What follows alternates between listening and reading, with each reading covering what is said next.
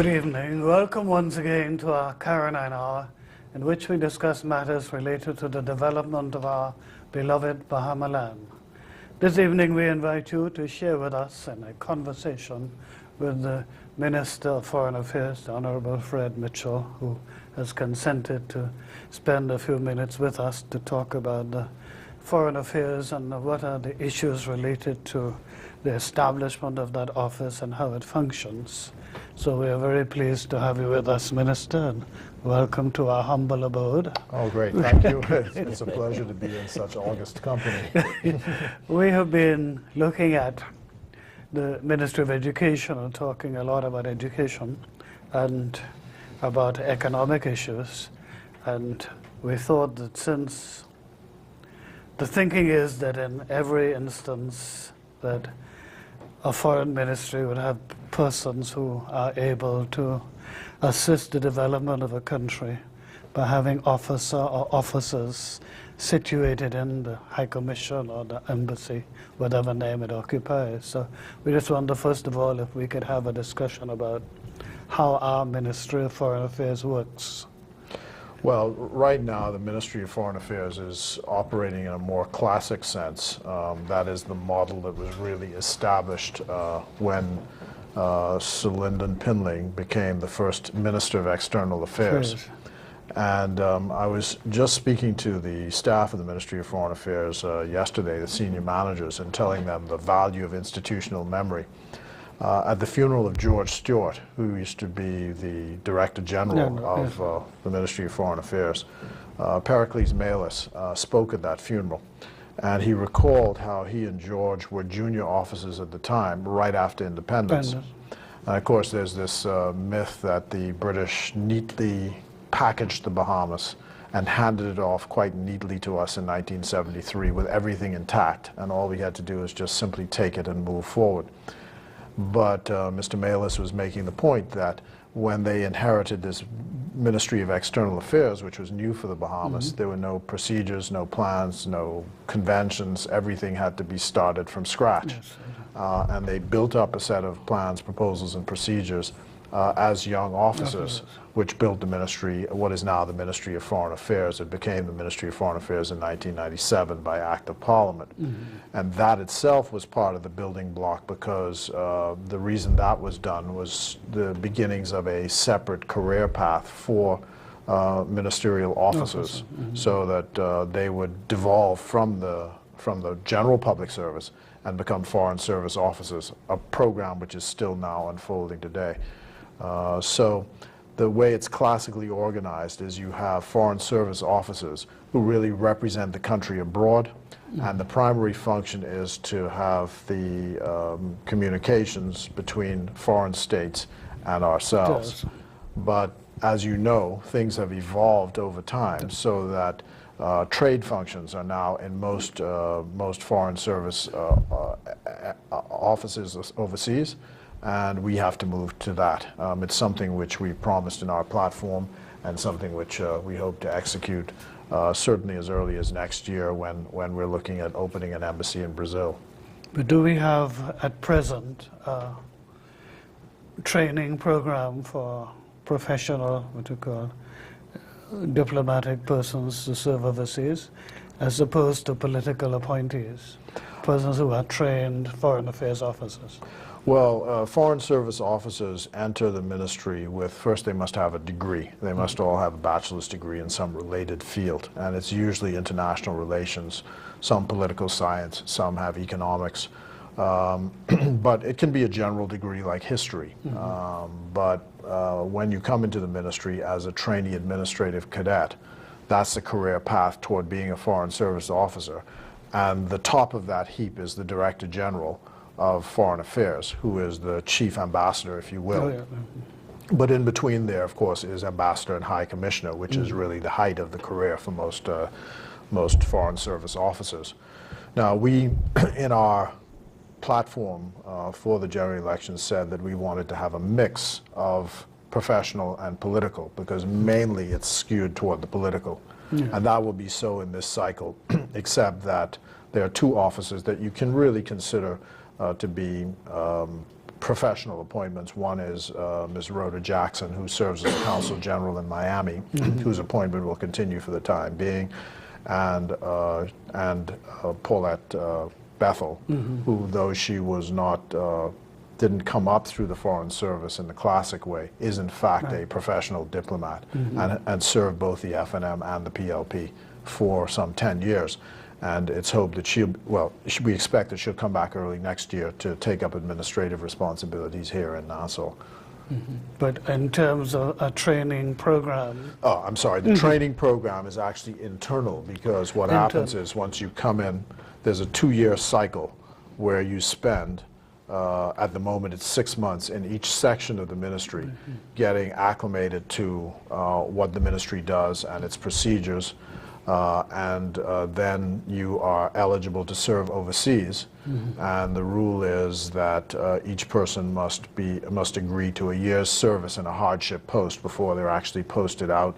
And that's the hardship posts are, of course, Haiti and Cuba. And then after that, you get the more choice postings, which would be overseas, which are generally speaking for 3 years. Now, in between that time, what happens is that a lot of foreign states offer diplomatic training courses. The Chileans do, the Chinese do, the Indians do, and we try, and the Japanese do, and we try and make sure that officers avail themselves of these various training opportunities. What we need to move to, of course, is a kind of training institute. And before I left as minister the last time, we had spoken to the Indian government about providing some people from their training institute to come here and help us establish such an institute. So at least for the first 3 months of your time as a Foreign Service officer, you're getting training in what it means to be a Foreign Service officer. Because the Indians have had some experience in that, and they blend their education along with it, because at independence, their primary emphasis was on education and the building of universities. Right. And that has stood them in tremendous benefits in several areas. So. And they're very big on ceremony. Yes. And so, you know, I think that they've had a lot of experience with this. And so, you know, we should probably avail ourselves of the experience that they have. What about the CARICOM? Don't they have a course at UWI? Isn't there I don't. Diploma or something in. I don't know, but I think that you are able to get a degree in international relations from the University of the West Indies. Yeah. Right. So, what steps will we be taking to try to make that area of work attractive to our young people in terms of holding it as something our young persons can look forward to? Well, I've got to tell you that there's no deficit of applications for Foreign Service officers, and we have a very good cadre of them today. I was joking with the Prime Minister by saying how all of my colleagues have been coming over to the Ministry of Foreign Affairs or been exposed to Foreign Service officers in various meetings, and they're always impressed by the facility with which, and the ease and dispatch with which these Foreign Service officers do their work. And so many people are jealous and are saying that they're going to try and take some of these Foreign Service officers and put them in their own ministries. In fact, the Ministry of Trade, some of those officers today actually began as Foreign Service officers. And you know, the two things are quite closely allied, foreign trade and foreign affairs. What I know is that, and I asked the question, I said to these Foreign Service officers, I was trying to figure out, given the salaries, because the starting salary I think is about $22,000 a year, and I was saying, given the salaries, what is it that actually causes someone who, these are fairly high-powered people, you know, master's degrees, you know, very bachelor's degrees with high honors. What would cause them to come to work in the Ministry of Foreign Affairs? And I wondered if it's simply the cachet of working overseas. that does it. That they say in part, but I spoke to one young officer and he said, well, the reason he's in the Ministry of Foreign Affairs is because he received a scholarship from the Bahamas government and a scholarship from the Life at Key Foundation. And this is part of giving back to the country. And I thought that was an interesting sentiment. Well, it's good to hear that some of that still remains. Yes, right, But, yeah. But why is the salary so low? Well, the public service is what it is. That's the general public service salary for someone who's got a degree. And so we have to do some work on that. Part of it is going to change, I suppose, when the Foreign Service orders come into play, because the nomenclature is going to change. And so therefore you won't necessarily have to match up with what is in the general public service. And that I think will help. So it's important for me to develop that. And within the week, I've arranged a special session with all of the ACs that we have. At least I've asked for as many that can come to be there. And we're going to sequester ourselves into a room at Breezes. It'll last all day. And lunch will be provided, and from 9 in the morning until 5 in the afternoon we're going to go through these Foreign Service orders, the draft Foreign Service orders, paragraph by paragraph. And I wanted to get them involved because these Foreign Service orders will actually serve them, even though they're at the start of their careers. These Foreign Service orders hopefully will be around 30, 40 years from now, with some tweaking in between. But I thought it was important for them to give their input on something which is actually going to be an instrument governing the terms and conditions of their employment as we move forward in the future. And I'm hoping to have them ready. I tried to, as a matter of fact, on the Jones program, on this in another venue on this television station, I said I was imposing a deadline on myself that by the 16th of October we have these Foreign Service orders ready to present to the country. Saying these are the Foreign Service orders and they're done. But that will be when Parliament reopens. Parliament resumes, yeah. Well, I'm afraid we must take our first break for the evening at this point.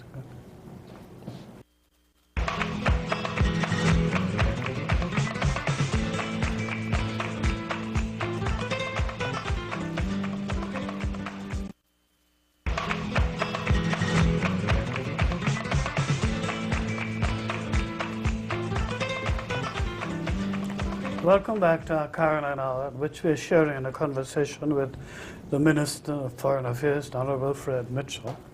At the break, we were talking about the consultation that you're about to have with your ACs about going through the new orders for the Foreign Ministry. But I would like to come back to this question of remuneration, because it does seem to me that if one expects a certain quality of representation, and one should be willing to pay for it. And I agree with you, except that, you know, we're constrained by the general resources that are available to the country. Now, when someone serves overseas, there is a somewhat substantial improvement on that, because of course it comes with various allowances. There's a housing allowance, there's a transportation allowance, there's a clothing allowance, there's a travel allowance. And of course it opens up a world of opportunities for officers. I'm hoping that as we produce more Foreign Service officers in the country, and we hope to recruit 5 during this next cycle. We've been doing that for a number of years now, so an ad will go out as soon as the Cabinet agrees to recruit 5 new Foreign Service officers. That'll be the crop for this year, this year's class, so to speak, is that people will end up at CARICOM, in the OAS, in the United Nations. And so we'll have a reach and an influence far beyond our size from outside the Bahamas. And I think that's very important.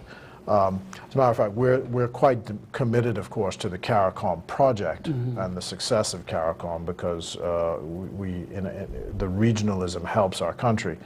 And in the past, we had agreed that if a Bahamian a Foreign Service officer here, for example, wanted to serve at the CARICOM office in Georgetown, Guyana, that we would in fact support the salary, because the salaries would be are quite not as attractive as they should be working in Georgetown. And we said, okay, if a Foreign Service officer wants to go there, we would, back up the salary and, in effect, second them. And it would be quite an attractive package for them to go there. And so I hope that some Foreign Service officers will think about that. I've spoken to the Secretary General as recently as the heads of government meeting in St. Lucia to say to him that this is something that we still want to do. So we're looking around for candidates for that. I think at the moment, if I'm not mistaken, Bishop Simeon Hall's daughter, when I was minister, took a job down there, and I think she's been, she went off, did her master's, and may in fact be back down there again at C.A.R.I.N.I.N.E. And don't we have the Nottish daughter is... Oh yes, right. Yes, Mrs. Nottage's daughter, Mr. and Mrs. Nottage's daughter. Yeah, Kendra. But Minister, would you mind speaking for a moment to the role of foreign affairs in the Bahamas' development? Because very often people will say of you that you travel too much, as though that's a negative. Actually, it's a compliment, but not thought of in that way. What exactly do we get out of a country? What do we get as a country out of the activities of the Ministry of Foreign Affairs? Well, let's start with the individual Bahamian citizen. Foreign affairs becomes important to that citizen at the margins, and that is when it is critical for the Bahamas to contact someone when one of its citizens needs help, you need to be able to get someone on the other end of the phone. And so what you're doing is building up relationships with countries and with individuals who run those countries, so that the mission, as far as I'm concerned, of the Ministry of Foreign Affairs is to provide a seamless experience for Bahamians as they travel around the world, whether as business people or tourists, so that when they flash that Bahamian passport, you get a seamless experience going through. And then if there's any issue which arises, that it is quick for us to be able to address those issues, which is not easy for a small country. A huge country like the United States has missions in almost every country in the world, and they have a reach, which we are not capable of reaching. But what we can do is, by virtue of the relationships we build up, we can build friends in places and provide the services for the Bahamian public and the Bahamian people overseas. And then secondarily, the question we talked about trade earlier is building economic relationships. And there's a lot of investment capital which is available, for example, in Asia today and in Brazil, which is a major builder, a wealth accumulator in this region today. And so we need to be on the ground, getting ourselves organized there, trying to get the trade opportunities here. And don't forget, our biggest trade, our biggest export is the services we export in tourism. Yes. And so one of the focus has to be, how do we build up relationships between foreign affairs and that major trade in tourism that we take place? We're thinking that tourism attaches need to be placed in every ministry as well, because the major thing we do is tourism, and that should be part of our mission. So I know that people use this business of travel for political fun, fortunately it has not been taken seriously by the Bahamian public. I think because of the fact that I've been re-elected. Yes. But what I would say is that in terms of, there is a problem, and my colleagues in the Caribbean have this problem as well, who are ministers of foreign affairs, but who are also members of parliament. So you have to serve a constituency, as opposed to, for example, the Prime Minister of Barbados chose to make a senator who's appointed a minister of foreign affairs, rather than someone who's elected. And so what we've done here is we've built in something structural to help with the issue, which is that I have a parliamentary assistant, and that parliamentary assistant has the responsibility of making sure that constituency matters and parliamentary matters are dealt with, even if I'm not here. And I say to people, I've tried to do that structurally, so that no matter where I am, I can be contacted if there's some issue which needs to be addressed. And then I'm not away that frequently. I mean, it's the whole thing of travel is just exaggerated. What happened is that, and I said this, I guess, on the Jones show as well, is that when you believe, as I do, as a public official, that you have to articulate what your mission is to the public. In this society, what that does is it focuses attention on the person who's doing the articulation. And so you then become an easy target Yes. for attack, Yes. because you're the one who's talking and you're the one who's accessible. But I see that as an occupational hazard, and I don't concern myself with that, because I'm perfectly capable of defending myself on any of those levels. In terms of our relationship with other territories and other countries, where do you see our relationship with CARICOM and the Caribbean headed in terms of not so much signing the treaty, but in question of relationships? How are we getting on with the rest of the Caribbean? Well, we have a very good relationship with all CARICOM countries, including Haiti, with which we have the most interesting, I'll put it that way, relationship, given the migration issues which arise. As you know, there is a trade mission in Haiti right now from the private sector, and there's a lot of development that could come out of that. Whether in opposition or in government, the relationship with the people in Jamaica is quite close. I recently saw Patrick Manning, the former Prime Minister of Trinidad, who suffered a stroke and is recovering. I had dinner with him in Washington, renewing acquaintances. He'd come here and was the first Prime Minister to address a joint session of the Bahamian Parliament, gave a $500,000 gift to the Bahamas for the hurricanes. Similarly with the Prime Minister of Antigua and the Prime Minister of St. Vincent. I think with all countries we have a good relationship. The situation with CARICOM itself, though, is somewhat tenuous, even though we're committed to this regional movement. There are a lot of things which are pulling at the center of CARICOM, which have weakened it in a sense as an enterprise. Although I think I'm certain to say, or I want to say it clear this way, that if CARICOM didn't exist, we would have to invent it.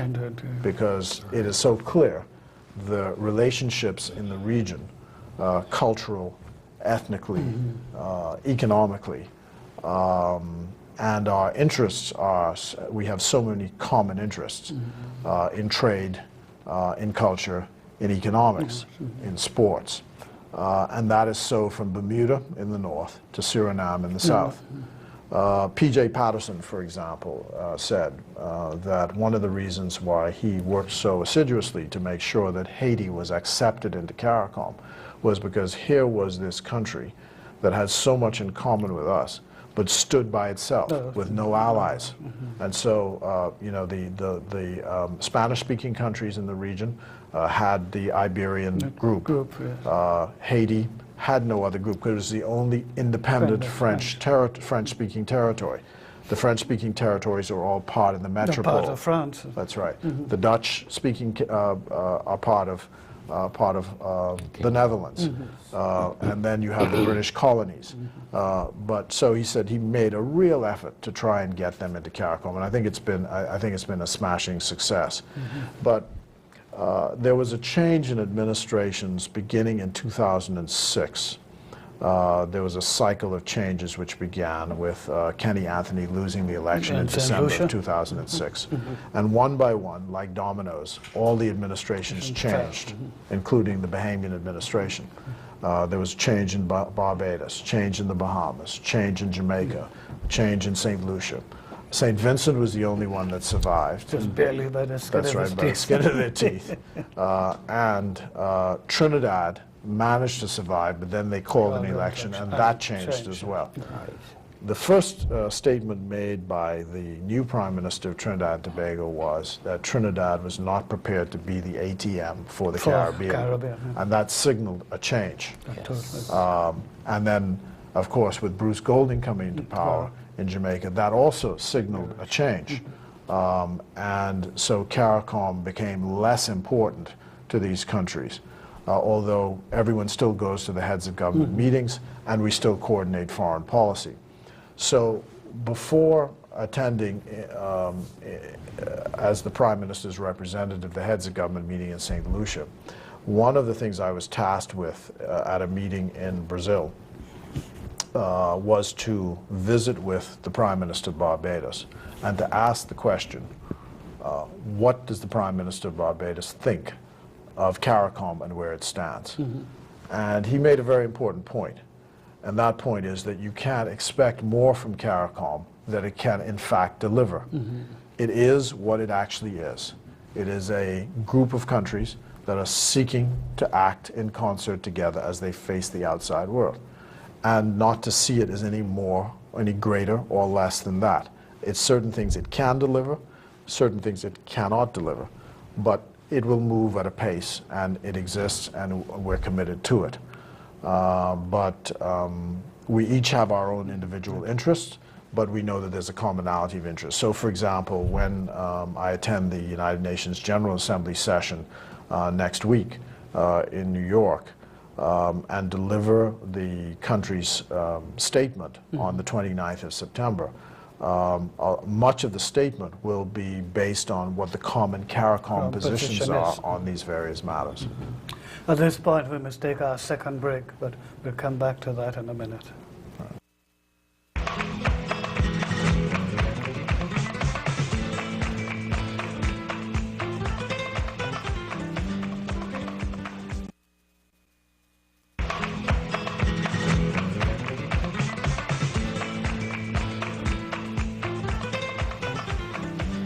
Welcome back to C.A.R.I.N.I.N.E, in which we're sharing in a conversation with the Minister of Foreign Affairs, the Honourable Fred Mitchell. We were talking about the present state in CARICOM and the ways in which expressions are given to this commonality that we share. And I think very few people deny that the commonality exists.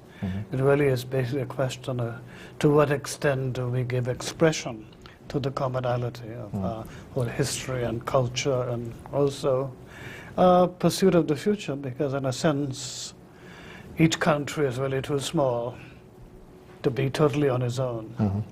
There is a need for some to belong to some grouping, and at the same time to retain one's own identity. And we have sometimes I give expression to it by from a theological point of view, the way we deal with our Anglican communion, made up of autonomous provinces, that you seek to give expression to a commonality without denying the autonomy of each individual unit.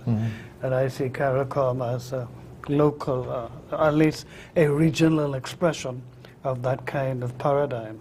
Well, I think that was the reason why it was so difficult, really, to comprehend why the idea of being a part of, formally, of the CARICOM Treaty was not accepted as a logical extension of our history back when the debate took place in '06.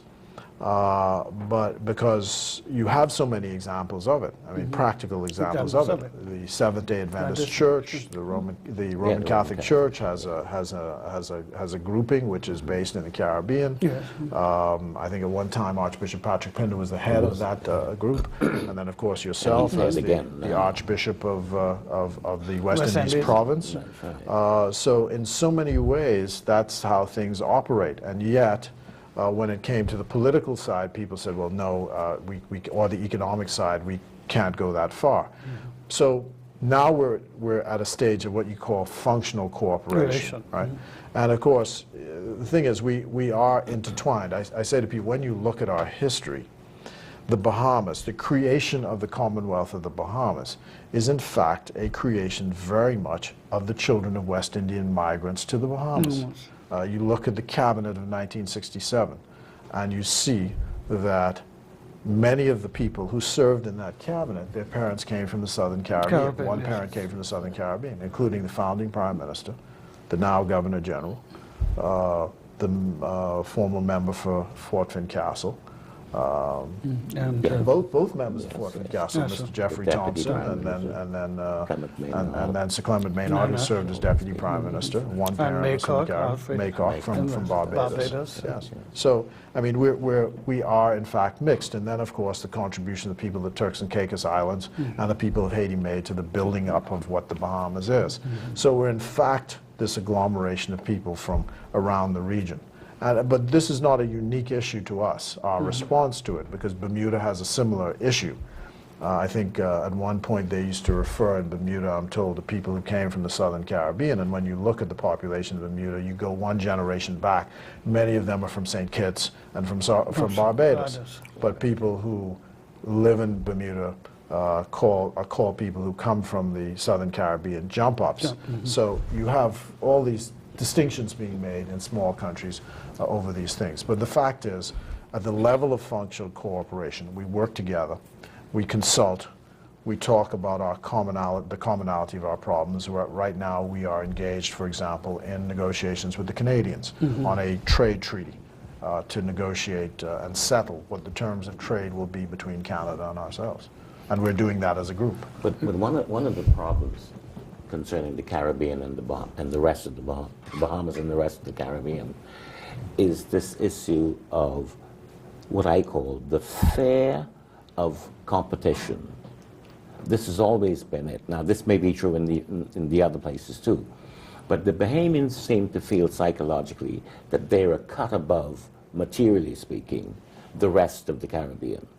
And so any new people coming into that, which is true, by the way, anywhere in the world, any new people coming in seem, they think, to be a threat rather than an instrument for further progress.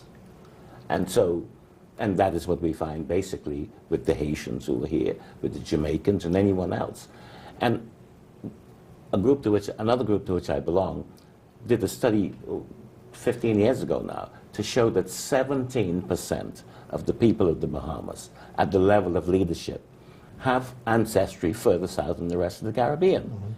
And they are now totally absorbed into the Bahamas' structure in every sense of the word, without any disruption in terms of riots and race fights and the rest of it.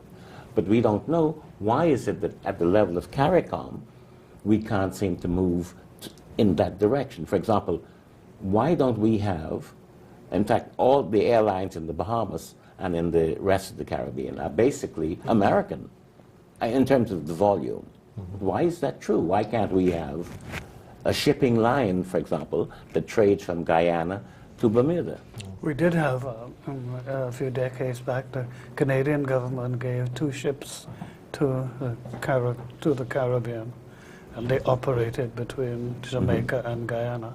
Well, you know, you were talking at one point during the break about this leadership issue, you know, and Patrick Manning, when he was the Prime Minister of Trinidad and Tobago, had a very ambitious program with the use of the windfall, excuse me, that Trinidad experienced as a result of the oil boom. And he did a couple of things. One is, which I understand the now administration has discontinued or will discontinue, one of which was to put in place an oil stabilization fund, which Trinidad contributed $25 million US per month to, and any CARICOM country that ran into problems could access that fund. That was another thing he had once described, putting in place a pipeline which would stretch from Trinidad all the way up to the Bahamas to pump natural gas, which Trinidad has, was one of the world's largest suppliers of natural gas.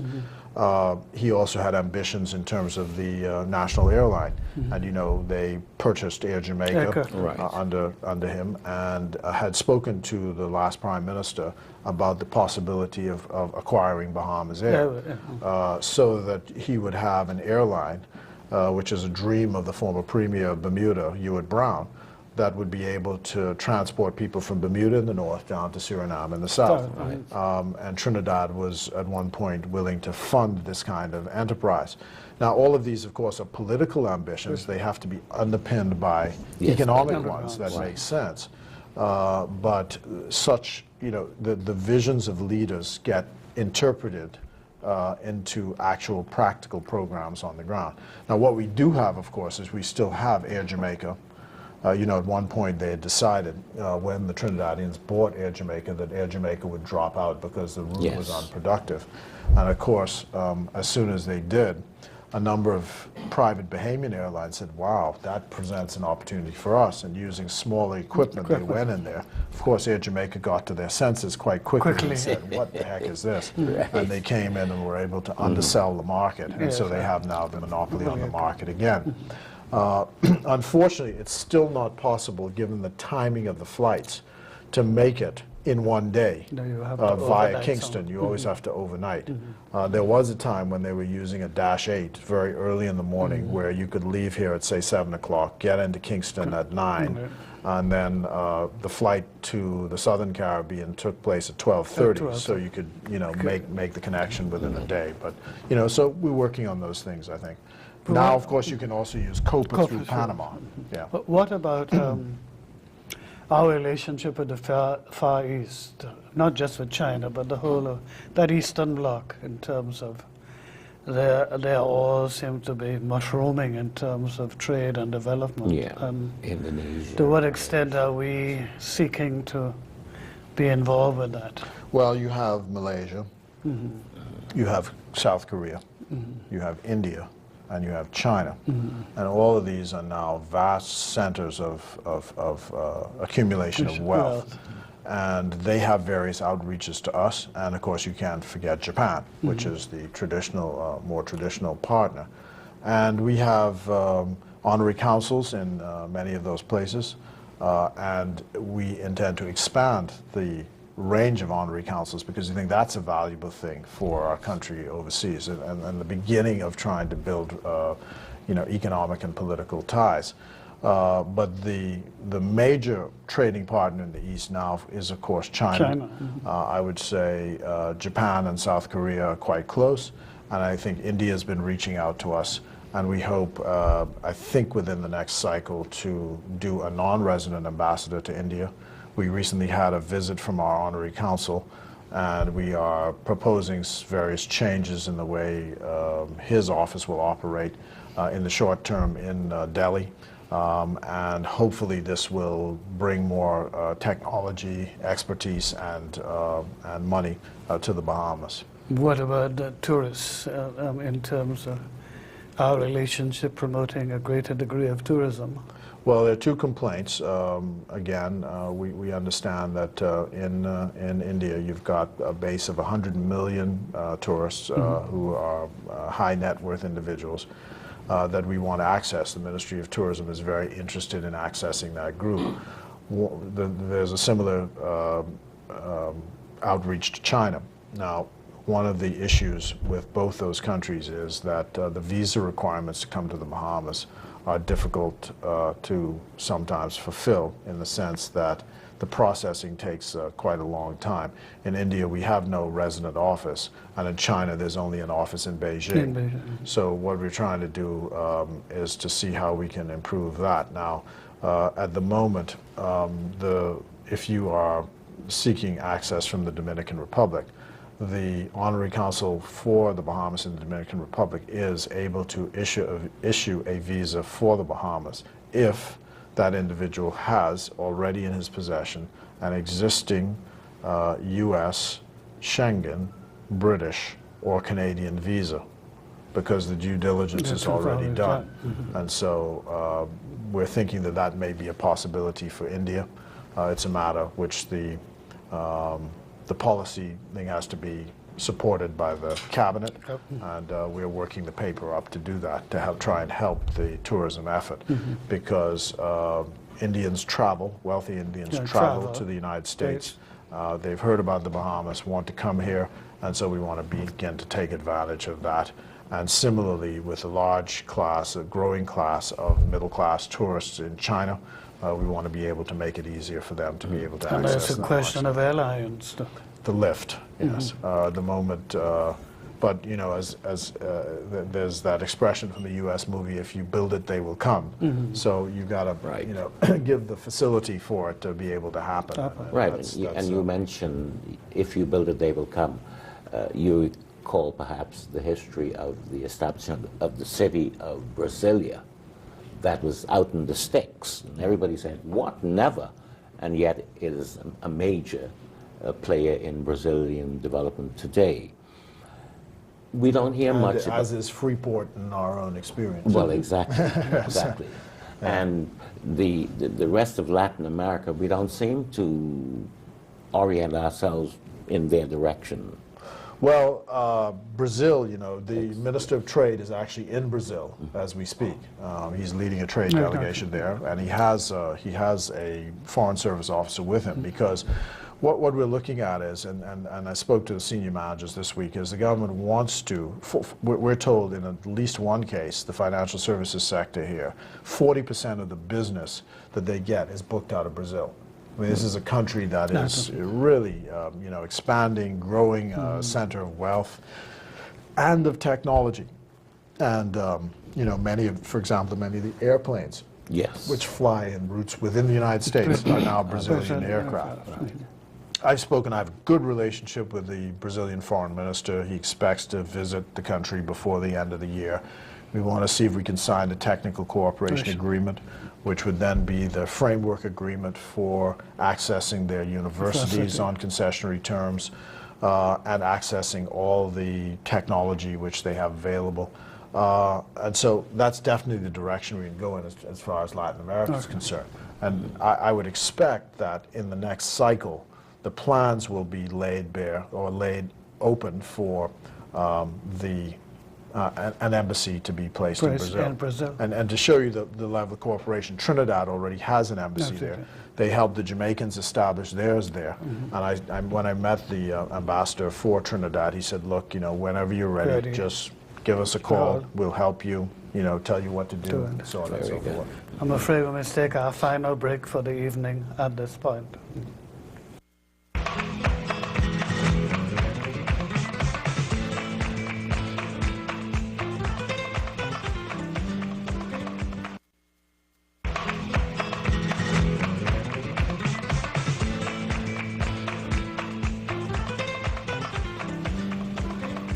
Welcome back to our final segment of our C.A.R.I.N.I.N.E, in which we have been having this conversation with the Minister of Foreign Affairs, the Honourable Fred Mitchell.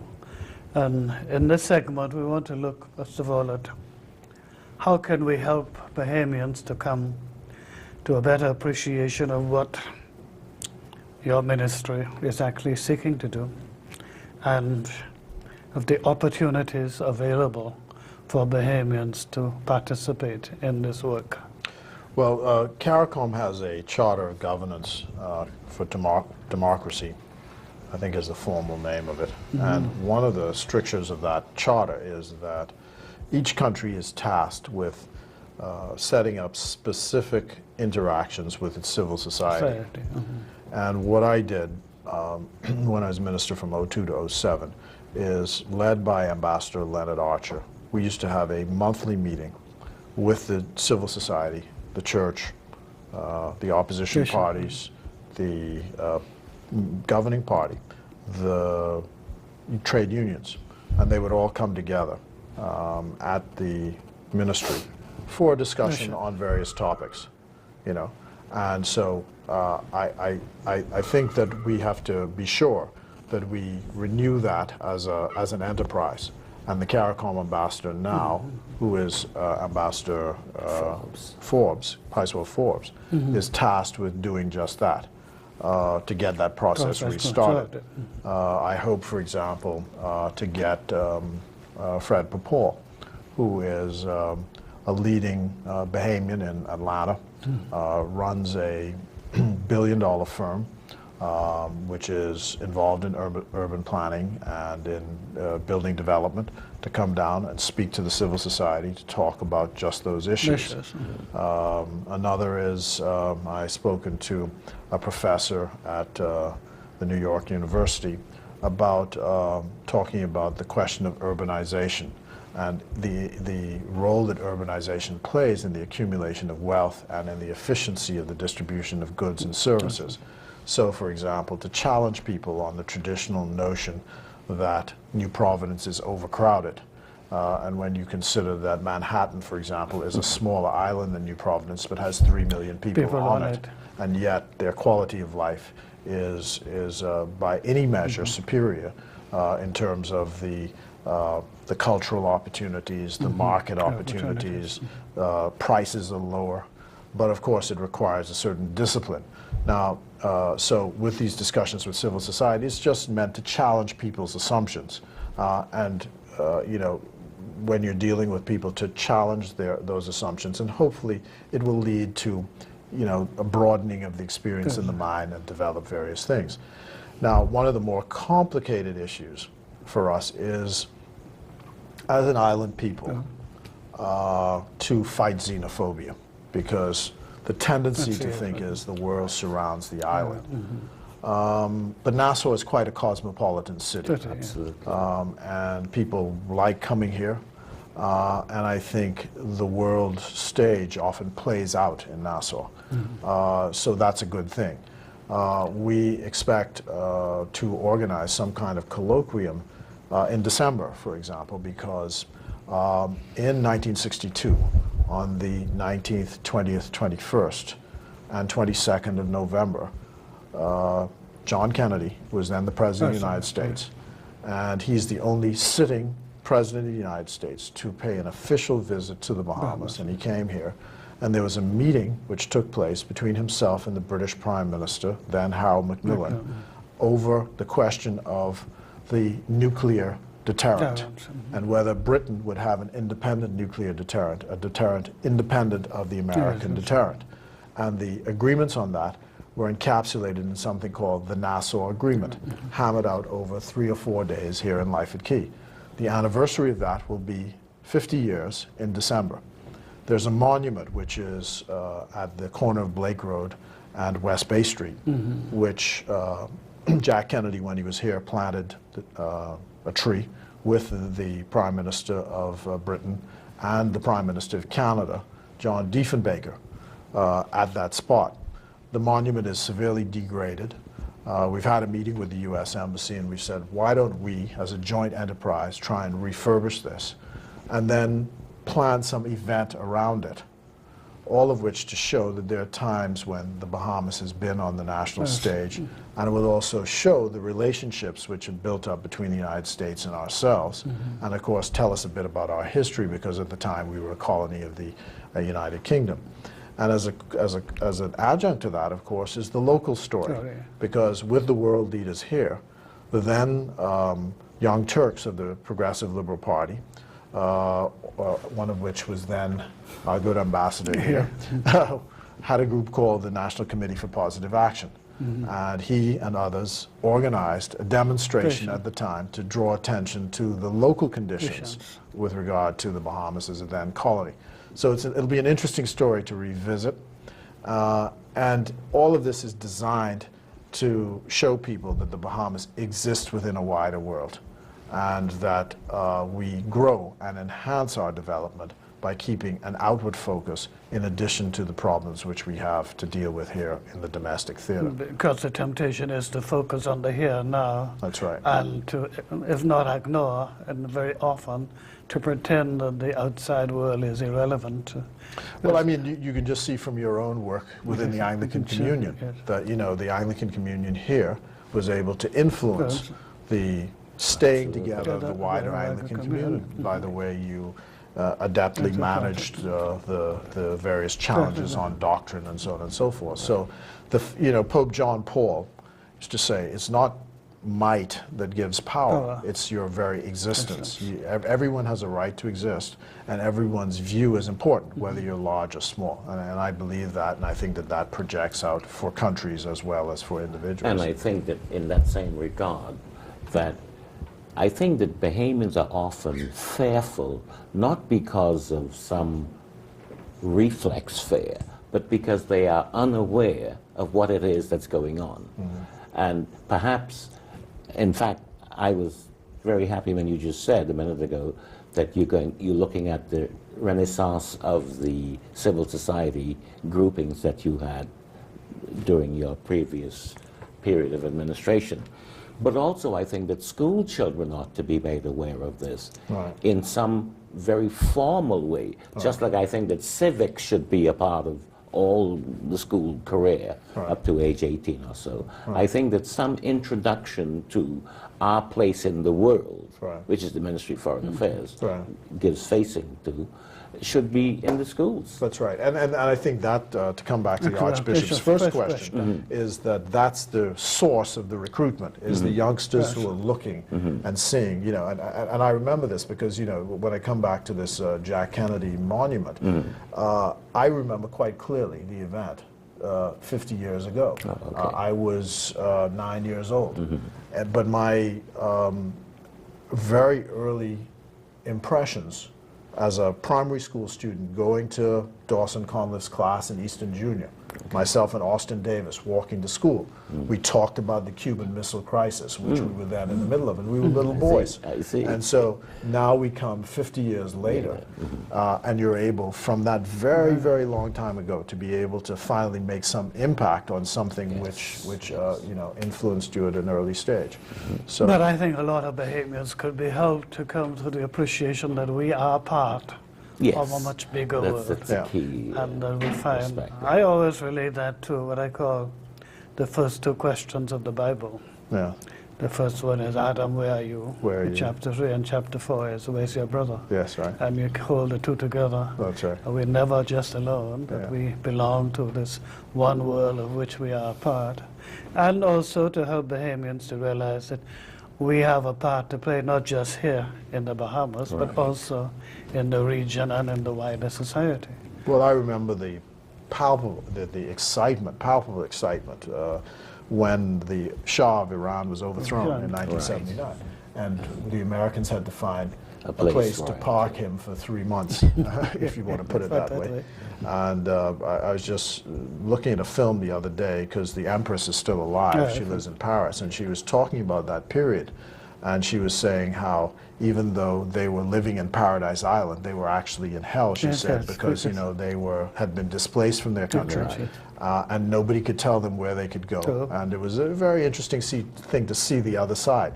But Nassau was at the center of that. And, you know, that shows again that we're often on the world stage. I had the opportunity to meet Henry Kissinger, who was the American Secretary of State, at that time. and he vacations here in the Bahamas. Every year he spends 4 weeks living in Life at Key. So we're all And then we had, of course, perhaps the premier experience of the Duke of Windsor. that's right, who was governor here And from of course 40 to our 45. our own experience with the events leading up to the liberation of South Africa. That's right, in 1985. Exactly. That's right. you see. Yeah. So we're All connected. And so the youngsters coming up, I think they have a good career if they join the Join Foreign foreign Service. I hope that, you know, as we expand the range of embassies and missions overseas, that more opportunities will grow. Hopefully we'll get our economic issues under control so that there'll be more money in the kitty available for us to expand and invest.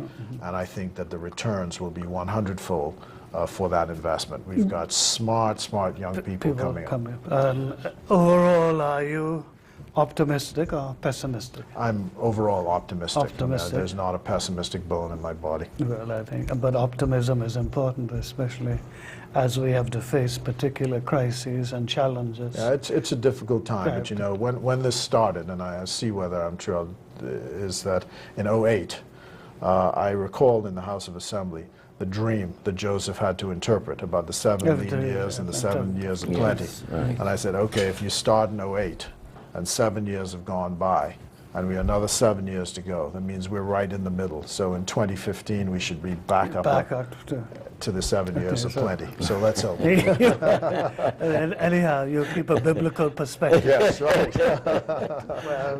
Well, Minister, we want to thank you very much for coming Yes. and sharing with us, and we hope that the people and our viewers have been helped to appreciate what it is that we're trying to do through your ministry, the persons who work in it, and also to appreciate the place of the Bahamas in the wider world. Okay, I appreciate the opportunity again. It's my pleasure. Thank you very, very much. Good night to you, and God bless.